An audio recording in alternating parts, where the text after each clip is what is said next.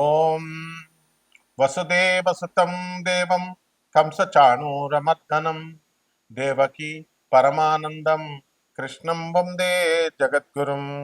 శ్రీ రాధాకృష్ణాభ్యాం నమః. ధ్యాయేత్ పద్మాసనస్థాం వికసితవదనాం పద్మపత్రాయతాక్షీం హేమాభాం పీతవస్త్రాం కరకలతల సద్ధేమ పద్మాం వరాంగీం సర్వాలంకారయుక్తాం సకలమభయదాం భక్తనమ్రాం భవానీ శ్రీవిద్యాం శాంతమూర్తిం సకల సురనుతాం సర్వసంపత్ప్రదాత్రీం. ఓం శ్రీ దుర్గా మల్లీశ్వరాభ్యాం నమః. పూర్వజన్మల్లో మనం కర్మల్ని, తర్వాత మనం ఏ జన్మ ఎత్తాము, మనం ఏ కర్మల్ని చేయడం వల్ల ఈ జన్మలో సుఖాలను పొందుతున్నాము, కష్టాలను పొందుతున్నాము, దానికి తెలియపరిచేదే మనకి ఈ వీడియో.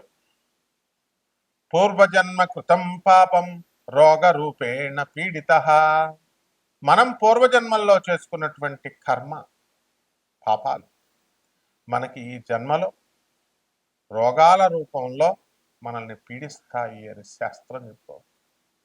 శ్రీ గురు చరిత్రలో గురుదేవులైనటువంటి శ్రీ నృసింహ సరస్వతి స్వాముల వారు తన సొంత చెల్లి అయినటువంటి ఆమె శ్రీపాద వల్లభ అవతారంలో కూడా తన సొంత చెల్లికి, నువ్వు పూర్వజన్మ కర్మలు చేయడం వల్లమ్మా, నువ్వు భార్యాభర్తల్ని విడదీయడం వల్ల నీకు వైధవ్య యోగం ఉంది, నీకు కుష్టు వ్యాధి వస్తుంది అని చెబితే, అయ్యా బాబోయ్ అని చెప్పి, అన్న నువ్వు నా సొంత సాక్షాత్తు శ్రీమన్ నారాయణమూర్తివి, నువ్వు బ్రహ్మ విష్ణు శివుడు రూపానివి, నువ్వు ఉండి నా అన్నమయ్యుండి నాకు ఇలా చెప్తే మామూలు వాళ్ళ పరిస్థితి ఏంటి బాబోయ్, నన్ను రక్షించంటే అప్పుడు స్వామివారు ఏం చేస్తారు తెలుసా?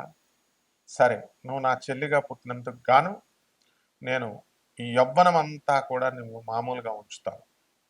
యవ్వనం అయిపోయిన తర్వాత నీకు కుష్టు వ్యాధి వస్తుంది.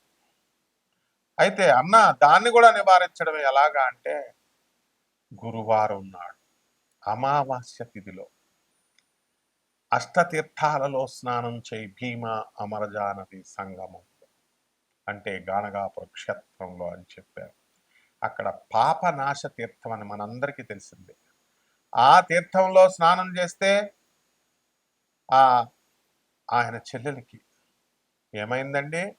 కుష్టు రోగం నుంచి విముక్తురాలైంది. ఇది ఎలా సాధ్యమైంది? జగద్గురువులైనటువంటి నరసింహ సరస్వతి స్వాముల వారు శరణు పొందింది కాబట్టి.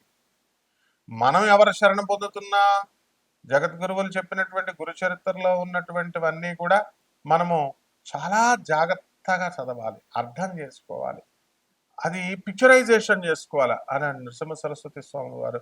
ఆయన ఇంకా ఉప్పుడికి ఉన్నారు, నిత్య నివాసి ఆయన గానగాపురంలో. కాబట్టి ఆయన రోజు భిక్షకు వస్తారు. అరే నేను ఉన్నానురా మొగుడా అంటే మనము ఆయన్ని ఎంత భక్తి ప్రపత్తులతో మనం పూజించుకోవాలి. అలా పూజించేటటువంటి వాళ్ళ యొక్క కర్మని స్వామివారు ఇలా ఎడం చేత్తో తొలగించేస్తారు. Under the special discretion powers of the Jagadguru status, I, the Lord Nrsimha Saraswati, dismisses the bad karmic actions అని ఒక్క మాటతో నల్లిఫై చేసేస్తాడు. కాబట్టి ఈ పూర్వజన్మలనేటటువంటివి ఖచ్చితంగా మనకి కేతువు సూచిస్తాడు.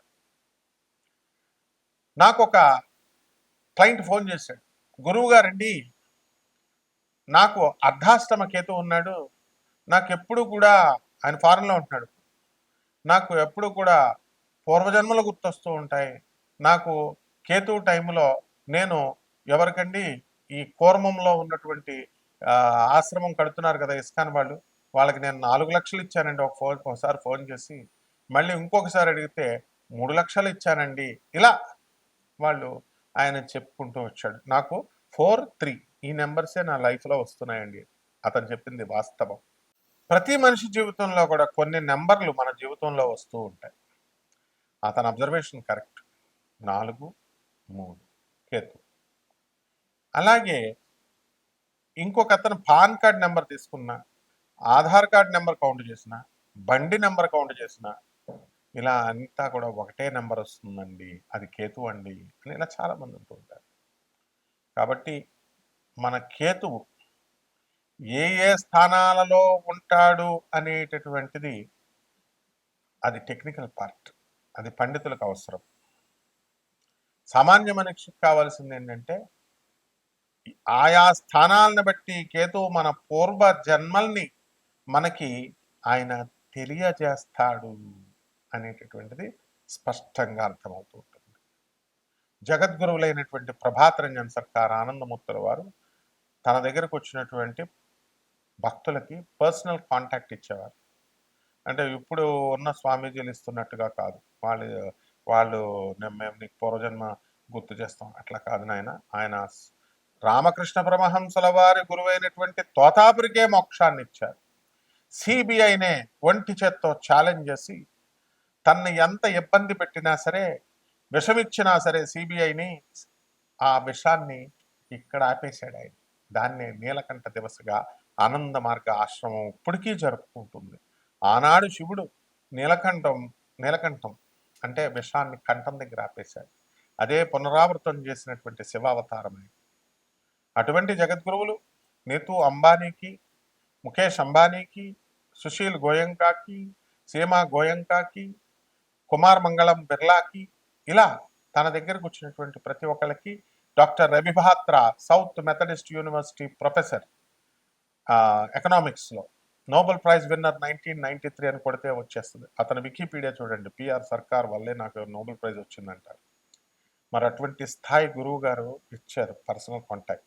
అలాగే పరమహంస యోగానందుల వారి గురువైనటువంటి యుక్తేశ్వర్ బాబాజీ, వారి గురువైనటువంటి లహరి మహాశయుడికి ఆయన గురువైనటువంటి మహావతార్ బాబాజీ రాణిఖేట్లో అన్ ఆటోబయోగ్రఫీ ఆఫ్ యోగి అని చదవండి, ఒక యోగి ఆత్మకథ. అందులో ఆ మహావతార్ బాబాజీ లహరి మహాశయుడికి ఇలా ముట్టుకుంటే పూర్వజన్మ స్మృతి వచ్చింది. ఆ గుహలోకి వెళ్ళు, ఆ కమండలం ఏమిటి, ఆ దుప్పటి ఏమిటి, దుమ్ము పట్టి ఉంది అంటే ఏమిటో నాకు గుర్తు రావట్లేదు గురువుగారు అంటే, బయటకు రాగానే ఇలా ముట్టుకోగానే పూర్వజన్మ స్మృతి, ఇది నాదే, నేను పూర్వజన్మలో తపస్సు చేసి ఇదంతా చనిపోయాను అన్నారు. అదంతా ఆ కథ అంతా అందులో చదువుకోండి. ఆ తర్వాత నువ్వు చనిపోయిన తర్వాత ఏ తల్లి గర్భంలోకి వెళ్ళావు, చిన్న పిల్లాడుగా నువ్వు ఎలా పుట్టావు, పెరిగావు, తర్వాత నీకు జాబ్ ఇప్పించింది నేనే, ఇదంతా కూడా స్పిరిచువల్ మాస్టర్స్ చెప్పేది. ఆ స్థాయి మాస్టర్స్ ఇప్పుడు ఉన్నటువంటి వాళ్ళు కాదు. కాబట్టి మీ యొక్క వ్యక్తిగత జాతకాలలో మీ యొక్క కేతువు పొజిషన్ని బట్టి మనము పూర్వజన్మ ఏంటి అని చెప్పేచ్చు. నాడీ గ్రంథాలు ఆ కాలంలో ఉండేవి. వైదిక కోవిల్లో మరి అప్పుడు ఖచ్చితంగా కొంతవరకు రూఢి చేయగలిగేవారు. ఇప్పుడు లేవు, అవి కూడా కలుషితం అయిపోయినాయి అవన్నీ కూడా. అది వైదీశ్వర కోవిల్ అవని, ఎక్కడన్నా అవనియండి, మీ పేర్లు అడుగుతారు, మీ మొదటి అక్షరం అడుగుతారు, మీ తల్లిదండ్రులు ఎవరు, మీ రాముల వారి పేర్లలోనా, మీ అమ్మ పేర్లు లక్ష్మీదేవి పేర్లలో ఉంది, నలుగురా ముగ్గురా అన్నదమ్ములు మీరు, ఇద్దరా, ఒక తాళపత్ర గ్రంథంలో ఆకులో ఇలా ఉంది, ఇంకొక ఆకులో ఇలా ఉంది అని ఇలా చెప్తూ ఉంటారు. ర్యాండమ్గా ప్రాబబుల్గా వాళ్ళు ఏం చేస్తారంటే they will think over and వాళ్ళు అంచనా వేస్తారు, they will imagine and they will tell something. So ఇట్లాంటివి కాదు నేను చెప్పినటువంటి ప్రభాత్ రంజన్ సర్కార్ ఆనందమూర్తి గారు, రమణ మహర్షుల వారు, స్వామి వివేకానంద, రామకృష్ణ పరమహంస, మహావతార్ బాబాజీ, లారీ మాస్టర్, వాడికి మన స్పిరిచువల్ మాస్టర్స్ వాళ్ళు వెంటనే మనకి మన పూర్వజన్మ ఏంటనేది వాళ్ళు చెప్పేవారు. కాబట్టి ఖచ్చితంగా కేతు 12ంట ఉన్నటువంటి వాళ్ళందరికీ కూడా ఇది ఆఖరి జన్మ, మళ్ళీ జన్మ లేదు మనందరికీ కూడా అటువంటి వాళ్ళకి. కాబట్టి జాగ్రత్తగా వాళ్ళంతా కూడా సాధన చేసుకోవాలి. ఏం చేసుకోవాలన్నది మీ వ్యక్తిగత జాతకాలను పరిశీలిస్తే మీరు పూర్వజన్మలో ఏంటన్నది అవలీలగా చెప్పొచ్చు. దానికోసం మీరు మాకు ఫోన్ చేయండి, బర్త్ డీటెయిల్స్ ఇవ్వండి, తర్వాత టైమింగ్ పెట్టండి, ఆ తర్వాత మా యుఎస్ఏ నెంబర్ ఇవ్వడం జరిగింది, అలాగే ఇండియా నెంబర్ ఇవ్వడం జరిగింది. తెలుసుకోండి చక్కగా, సద్గురువుల్ని పట్టుకోండి, చక్కగా మీ జన్మల్లో చేసినటువంటి ఆ పాపాలు ఏమిటి వాటిని రెక్టిఫై చేసుకోండి. అండ్ శ్రద్ధ ఉండాలి. ఏదో ఒకసారి ఫోన్ చేసేసి గురుగారు నేను పూర్వజన్మలో ఏంటండి అని అడిగేసి మళ్ళీ వదిలేస్తే అలా వర్కౌట్ అవుతుంది. గురువుని పట్టుకోవాలి ఫస్ట్. ఆ గురువుని జగద్గురువులు వాళ్ళతో అటాచ్మెంట్ ఉంటేనే, వాళ్ళతో కంటిన్యూస్గా మీరు మెడిటేషన్ అవనివ్వండి, వాళ్ళు చెప్పిన ఐడియాలజీని పాటిస్తూ, వాళ్ళు చెప్పిన మిషన్లో మీరు పాల్గొంటూ, అనాథల పట్ల, సాధువుల పట్ల మీరు జాలి దయ కలిగి వాళ్ళకి సేవ చేసుకున్నప్పుడే you will be able to know, you will be able to understand. I was mystery, I am mystery, I will be mystery అని చెప్తారు ఈ స్పిరిచువల్ మాస్టర్స్. ప్రభాత్ రంజన్ సర్కార్, నేను ఎప్పటికీ కూడా మీకు అర్థం కాను, నేను రహస్యం. ఐఎమ్ మిస్టరీ, ప్రస్తుతం కూడా నేను మిస్టరీయే, ఐ విల్ బి మిస్టరీ, ఫ్యూచర్లో కూడా మిస్టరీయే. అలాగే if you want to I'm not this physical body, నేను ఈ యొక్క భౌతిక దేహాన్ని కాదు. If you want to understand me, నువ్వు నన్ను అర్థం చేసుకోవాలని అనుకుంటే కనుక you work for my ideology, you work for my mission అన్నారు. ఐడియాలజీ కోసం, నేను చెప్పిన ఐడియాలజీ కోసం పాటించండి, నేను చెప్పినటువంటి మిషన్ కోసం పాటించండి అన్నారు. కాబట్టి వ్యాపార దృక్పథంతో కాకుండా నాన్ కమర్షియల్ యాటిట్యూడ్తో మేము ఎప్పుడు కూడా మీకు సేవ చేయడానికి సర్వదా సన్నిద్ధం.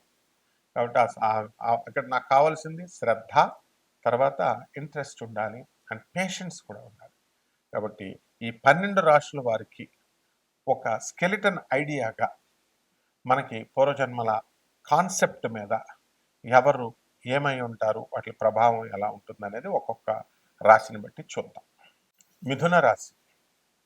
ఈ మిథున రాశి వారికి అందరికీ కూడా ఈ యొక్క పూర్వజన్మలలో మీకు పుట్టుమచ్చ ఉంటుంది. ఎడమ తొడ మీద పుట్టుమచ్చ. కొంతమందికి ఆడవాళ్ళందరికీ కూడా ఎడమ మెడ మీద పుట్టుమచ్చ. ఇలా ఒక్కొక్కరికి సేమ్ ఉండాలని ఉండదు. ముఖ్యంగా ప్రధానంగా ఈ యొక్క మిథున రాశి వారికి ఇటువంటి సింబాలిక్ రిప్రజెంటేషన్ చెప్పడం జరిగింది. ఈ మిథున రాశి వారి అంతా కూడా ఈ సంవత్సరము మీరు విదేశాలకు వెళ్ళడము, విదేశాల్లో మీరంతా కూడా అనుకున్నది సాధించడము, మీకు విదేశాల్లో నివసించాలనేటటువంటి కోరిక తీరిపోతుంది. ఎందుకంటే అక్కడ ఉన్నటువంటి కష్టాలను చూసి, మెకానికల్గా ఉన్నటువంటి ఆ జీవితాన్ని చూసిన తర్వాత ఇక ఆదాయాలు, అద్భుతమైనటువంటి ఆదాయాలు సంపాదిస్తారు. ఇక మీరంతా కూడా ఖర్చులు కూడా బ్రహ్మాండమైనటువంటి ఖర్చులు బంధుమిత్రులతో, ఈ విధంగా ఎనలేనటువంటి కీర్తి ప్రతిష్టలు మీరు సంపాదిస్తారు. మీ పిల్లలు, మీరు తీసుకెళ్ళి మీ పిల్లల్ని మీ ఇష్టం వచ్చిన కోర్సుల్లో జాయిన్ చేసిన తప్పనిసరి పరిస్థితుల్లో వాళ్ళకి ఇష్టం లేని కోర్సుల్లో జాయిన్ చేసిన మీ పిల్లలు మాత్రం ఖచ్చితంగా వాళ్ళకి ఏ కోర్సు కావాలో వాళ్ళు నిర్దేశించుకుని ఆ కోర్సులోనే చేరడానికి వాళ్ళు సుముఖత చూపడమే కాదు, బలవంతాన మీరు చేర్పించినటువంటి ఆ గ్రూప్ని చేంజ్ చేసుకుని వచ్చేసి వాళ్ళకి నచ్చిన గ్రూపులో ఉంటారు. ఈ విధంగా మిథున రాశి వారు ఇళ్ళు మీద ఇళ్ళు కడుతూ ఉంటారు. ఆశ, కంటెంట్మెంట్ ఉండాలి, తృప్తి ఉండాలి. దురాశగా మారితే, ఆశ దురాశగా మారితే చాలా ప్రమాదాలు వస్తాయి. ఉన్నది పోయే, ఉంచుకున్నది పోయే అన్నట్టు అయిపోతుంది. కాబట్టి మిథున రాశి వారికి అందరికీ కూడా భాగ్యంలో ఉన్నటువంటి యొక్క రాహుగ్రహ ప్రభావం వల్ల మీరు పూర్వజన్మ సంబంధమైనటువంటి వాసనల వలన, పూర్వజన్మ సంబంధీకుల వలన మీకు ధనాదాయం రావడానికి అవకాశాలు ఉన్నాయి. అలాగే మీ అమ్మమ్మ గారి తరపు బంధువులు, దూరపు బంధువులు మరణించడం వలన వాళ్ళందరూ కూడా మీకు కొంత ఆస్తులు రాసి ఇవ్వడానికి అవకాశాలు ఉన్నాయి. ఇక పరిహారాల దగ్గరకు వచ్చేసరికి ఈ యొక్క మిథున రాశి వారు గురు జపం చేసుకోవాలా, గురు స్తోత్రాలు చదువుకోవాలా, గురువుకి కిలోంపావు శనగల్ని, పసుపు రంగు వస్త్రాలనిచ్చి పెద బ్రహ్మలకి గురువారం నాడు ఉదయం 6 గంటలకి దానం చేసుకోవాలి. దశ మహావిద్యల్లో ఒకటైనటువంటి తారాదేవి అమ్మవారి యొక్క హోమాన్ని, పూజని, స్తోత్రాల్ని మీ ఇళ్లలో జరిపించుకోవాలి.